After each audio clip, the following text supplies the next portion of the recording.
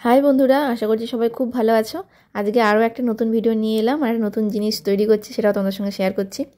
তো এটা তৈরি করছি একটা ঘড়ি, ওয়াল ক্লক। তো অনেক দিনের ইচ্ছা ছিল একটা তৈরি করব।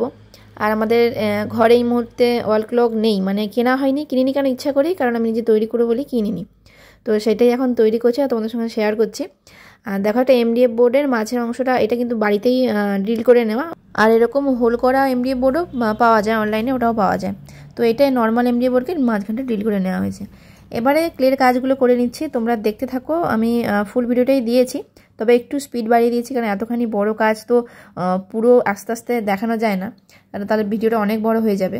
তো অনেকেই আমাকে কমেন্টস করো, এমনি বলো, আমাকে মেসেজ করো মেসেঞ্জারে যে দিদি ভিডিও ক্লের কাজের ভিডিও দাও। কিন্তু সত্যি কথা বলতে তোমাদেরকে আগেও বলেছিলাম যে কাজ করতে তো ভিডিও করলে আমার কাজের কোয়ালিটি অনেকটা কমে যায়।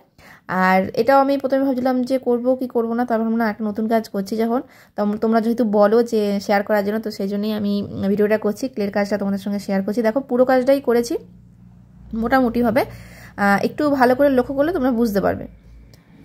আর গোলাপের পাপড়িগুলো দেখো, মানে গোলাপের পাপড়ি একটা ছিনলে যেরকম দেখতে হয় ওই শেপে প্রথমে ক্লেটার পাপড়ি তৈরি করে নিয়েছি।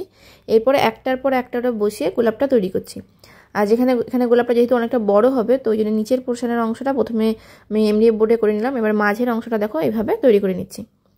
একটু ভালো করে লক্ষ্য করলে তোমরা বুঝতে পারবে যে কীভাবে জিনিসটা করছি।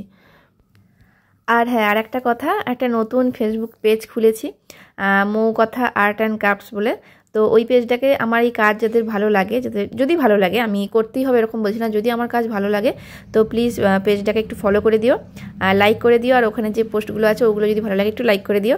আর পারলে যদি মনে হয় যে হ্যাঁ ভালো লাগছে, তো একটু বন্ধুদের সঙ্গে শেয়ার করো। তো এটা আমার রিকোয়েস্ট। তো যারা ইউটিউব থেকে দেখছো তাদের আমি আমার পেজের লিঙ্কটা আমি শেয়ার করে দিচ্ছি, একটু ডেসক্রিপশন বক্সে একটু দেখে নিও। তো দেখো, কথা বলতে বলতে আমার গোলাপটা তৈরি করা হয়ে গেছে। এবার তৈরি করছি পাতাটাও খুবই সহজ তৈরি করা, এটা আগেও আমি ভিডিও দিয়েছিলাম।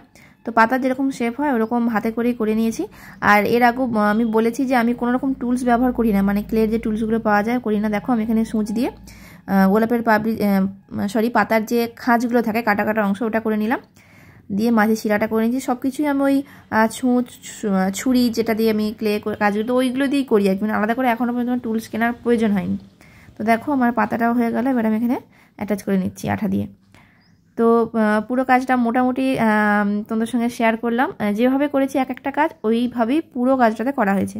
তো পুরোটা তো দেখাতে পারো না, একটা একটা করে দেখালাম। তো দেখো, এইটা হচ্ছে পুরো লুকটা। তো কালারের করার ভিডিওটাও তোমাদের সঙ্গে শেয়ার করব। আর আমি নিজেও ভীষণ এক্সাইটেড যে ঘড়িটা কীরকম হবে ফাইনালি।